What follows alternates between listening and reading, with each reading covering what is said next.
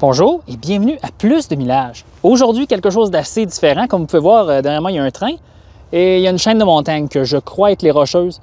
Mais non, c'est les Rocheuses. Je suis actuellement entre Calgary et Banff sur le bord de l'autoroute transcanadienne. Et aujourd'hui, j'ai avec moi un Hyundai Kona récemment rafraîchi. Écoutez, c'est sûr que vous pouvez peut-être que c'est un véhicule de location prêté à l'aéroport et c'est exactement le cas. Je suis présentement...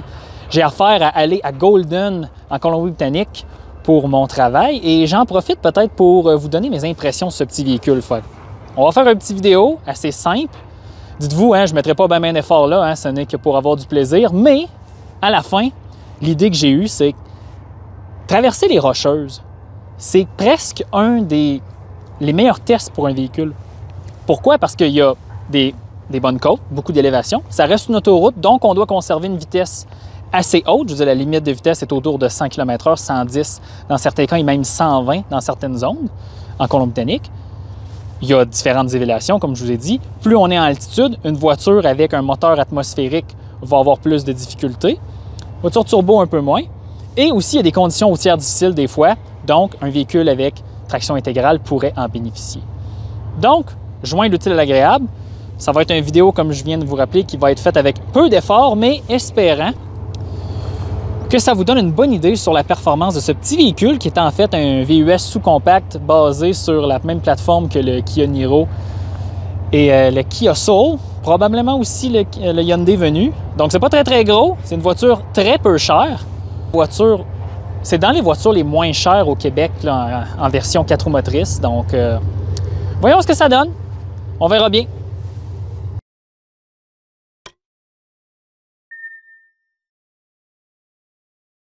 Donc, nous voici à l'intérieur du Kona. Là, je viens de regarder sur le site web de Hyundai. Là.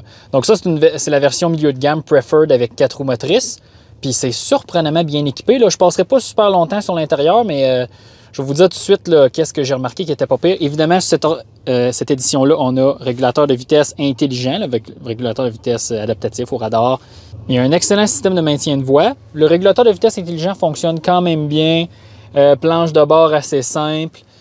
Point fort que je trouve de Hyundai, c'est Android Auto sans fil. Ça marche super bien. Tu t'installes, tu connectes le véhicule au Bluetooth, tu appuies là, paf, tu es Android Auto. Et si tu veux avoir, avec le câble USB est là, pas de climatisation automatique, probablement pour réduire les coûts. Regardez la construction de l'habitacle. Je vais me reculer un peu. Tu sais, ça c'est dur. Ça, c'est la seule surface molle que j'ai pu trouver. Sinon, on parle de plastique dur. L'assemblage est bon, OK? L'assemblage c'est un assemblage bien. On n'a pas de sonnette. Voyez-vous, là, quand tu fermes ça, tu as un beau petit clic, le fun.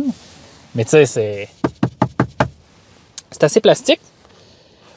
J'ai conduit à peu près, là, ça fait peut-être 100 km que je fais dedans. Là, puis position de conduite, confort du siège, c'est moyen, je vous dirais. C'est voiture d'entrée de gamme. Puis pourtant, les aides à la conduite, c'est top-notch. Je vais utiliser un mot anglais là, dans ce que j'ai pu voir. Là, quand tu compares ça à ce que Honda et mettons, Toyota offre de série, bien meilleur ce que Hyundai offre. Système d'infodivertissement bien meilleur, meilleure résolution. Tableau de bord, c'est meilleur. La CVT fonctionne extrêmement bien. C'est juste un moteur 2 litres de 149 chevaux. Là, c'est pas très puissant, mais la CVT, là, douce. Ça fonctionne un peu comme une motoneige. Là, tu peux l'envoyer dans le tapis, là, puis il va avoir un petit changement de rapport de rien, mais à l'envie, puis elle change de rapport. Elle s'ajuste rapidement au rapport du véhicule. Donc ça, c'est bien. Mais à peu près à l'intérieur, c'est pas mal ça. Les sièges sont en cuir à l'arrière. Il n'y a pas beaucoup d'espace dans le coffre ni pour les passagers. Mais bon, c'est une voiture sous-compacte. Donc, c'est pas mal ça pour l'intérieur. Donc, on va retourner sur la route. Ouais. Les Rocheuses, c'est selon moi, là, tellement un terrain propice pour faire des tests automobiles. Parce qu'en réalité, je veux dire, c'est une autoroute essentiellement. Tu traverses des terrains montagneux, des changements d'altitude. Aussi, ça peut tester la performance des véhicules à haute altitude parce que les voitures à aspiration naturelle peuvent être affectées par ça. Les voitures turbo le sont moins. Mais tu sais, juste en plus, c'est parce que c'est la vue. On approche, excusez-moi, là, ça brasse un peu, mais on approche Canmore. Tabarnouche. De ce côté-là, c'est plus ennuyeux. Mais ça se passe bien. Excusez-moi, là, mais regardez ça, là. L'entrée des Rocheuses. Fascinant. c'est encore moi. On approche là, de Banff et Canmore. Ça, c'est comme là où les Rocheuses commencent là, en Alberta. Si vous n'avez jamais eu la chance de rouler sur l'autoroute transcanadienne jusqu'en Colombie-Britannique, puis vous dites comment que les Rocheuses, ça commence? Bien là, évidemment, depuis le début du vidéo, vous voyez que les montagnes se rapprochent de plus en plus, mais comment que la transcanadienne entre dans les Rocheuses? Bien, on est actuellement à ce point-ci. Donc là, dans le fond, en réalité, là, on fait un grand S, puis on va entrer entre deux pics de montagne, là, comme vous allez voir un peu là, à gauche, là, si j'essaie de bouger ma caméra sécuritairement. Là.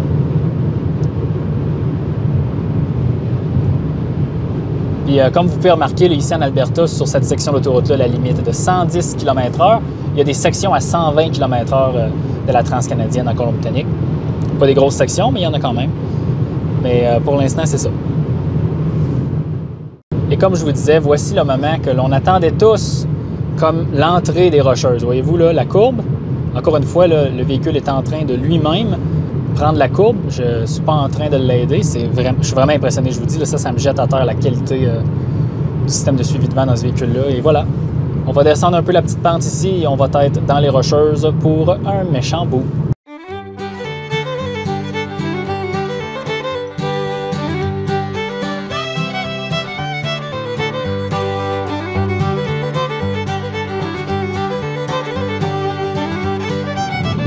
On va juste faire un petit test de reprise. Regardez-vous, là, j'ai pris de la distance avec... excusez-moi, j'ai pris de la distance avec le véhicule en avant de moi. On va regarder comment que la transmission réagit lorsqu'on la met dans le tapis. Voyez-vous, elle va s'accoter au fond. Et c'est laborieux, on a atteint 120.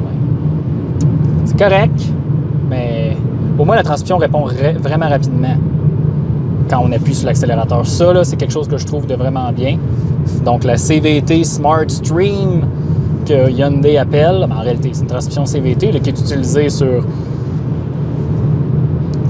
sur le Kia Forte là, depuis un certain moment et l'Elantra maintenant. Ben, comme je vous dirais, honnêtement, assez satisfait de la performance de la transmission pour l'instant.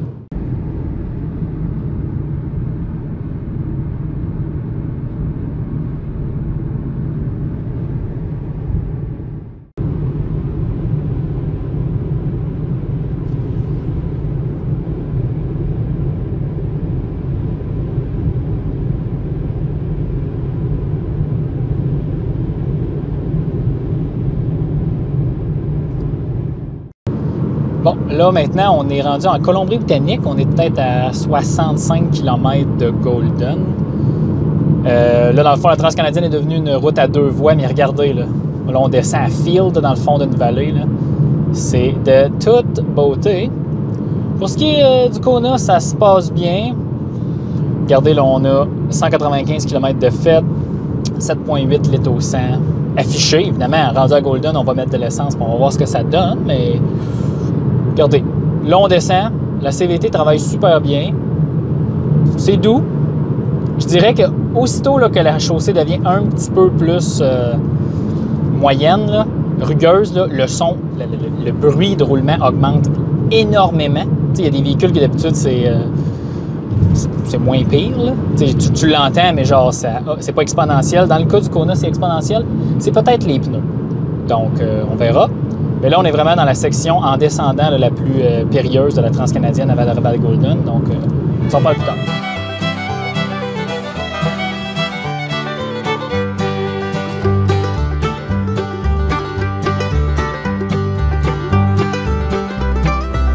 Bon, ben là, on est arrêté là, à Field. C'est comme une ville là, entre Laclouise...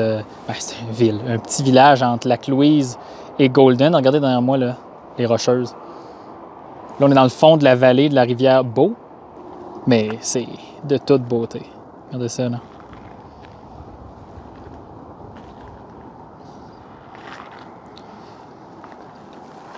Bon, revenons au Kona. Ben, dans le fond, le véhicule est quand même assez beau. Là. Depuis qu'ils ont fait le rafraîchissement, là, ça a l'air d'une grenouille, mais d'une plus belle grenouille, comme je pourrais dire. Puis regardez, là, j'ai remarqué des petits détails intéressants. Là. Regardez, il y a le radar pour le régulateur de vitesse et... Dans le fond, on voit vraiment la caméra là, avec un très, très gros angle dans l'objectif pour le système de suivi de voie. Là. Donc, pourquoi il doit être si bon? Parce que, dans le fond, sa voie est assez large, mais sinon, ça se passe bien. Évidemment, dans l'Ouest canadien, les pneus d'hiver, c'est pas obligatoire. Là. Fait que là, on roule sur les pneus, des pneus 4 saisons sur lesquels le véhicule vient. Là. Et c'est peut-être la raison pourquoi le véhicule est aussi bruyant. Donc, c'est peut-être ça. C'est peut-être pas de la faute de Hyundai. Mais sinon, on arrive à Golden dans 50 km. Puis honnêtement, la traversée des Rocheuses, ça s'est très bien passé. Fait que si vous considérez ça comme véhicule, si c'est capable de traverser les Rocheuses sans encombre, en maintenant la limite de vitesse sur le régulateur de vitesse, Android Auto, la petite radio, tranquille. Seul gros défaut que j'ai, c'est le confort des sièges. C'est vraiment le moyen. Là. Somme toute, le reste du véhicule, c'est numéro 1. Ah, encore moins sur la route. Là, on recommence à redescendre pas mal. Fait que là, on va tester si le frein moteur est pas si pire. Donc, on va mettre ça en mode S. Puis, on va donner un petit coup comme ça, en 4. Excusez là, la réflexion du soleil, mais... Oh, wow, OK, oui. Regardez, là. Le frein moteur, là, ça se passe assez bien. On est maintenant à peu près à 25 minutes de Golden, là. On entre dans le Kicking Horse Canyon, qui est la dernière partie de la Transcanadienne qui est encore pas aux normes. Là. Dans le fond, c'est une route à 2 voies, pas de barrière en ciment, là, comme vous voyez sur l'image. C'est beaucoup plus précaire. Là. Oh, excusez-moi, là, ça bouge beaucoup. Mais regardez la vue encore une fois. Je sais que ça fait plusieurs fois que je le dis. Tout se passe bien. Bon, on est maintenant à 10 Mile Hill, ma partie préférée de la Transcanadienne, parce que la vue est majestueuse. Dans le fond, c'est assez simple, c'est une pente pendant 16 km. Donc, imaginez-vous comment que c'est important de tester quand on la remonte avec un véhicule. Et regardez ça, là. Là, on va passer entre la montagne coupée juste ici. Toujours à la limite de vitesse, ça se passe bien.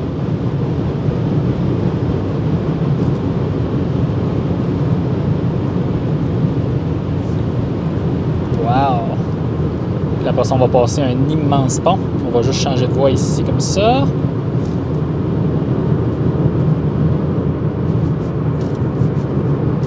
Quand vous voyez la caméra bouger, c'est juste que c'est difficile d'absorber les chocs. Ah, mais regardez, là, la vallée, là.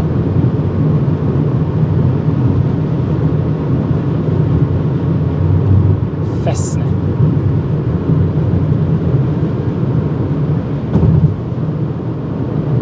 Kicking Horse Rest Area.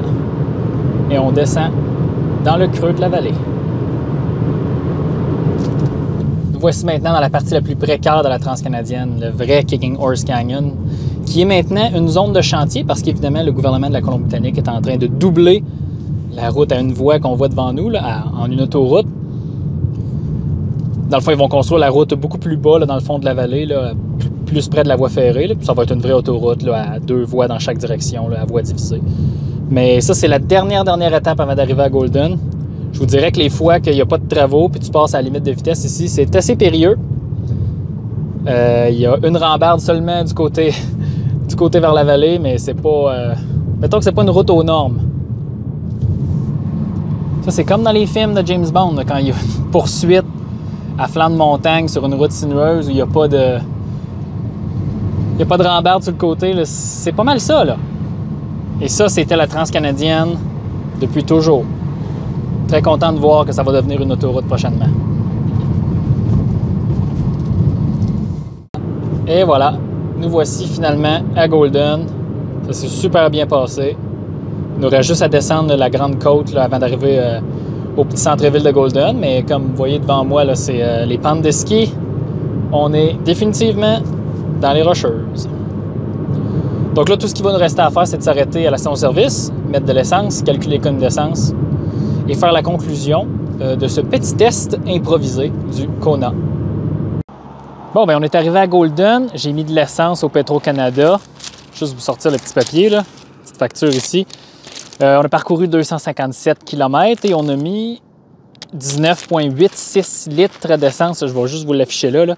Fait que dans le fond, quand on divise 19,86 divisé par 257,1, ça donne à peu près 7,7 litres au 100 km. L'ordinateur affichait 7,4, mais quand même, 7,7.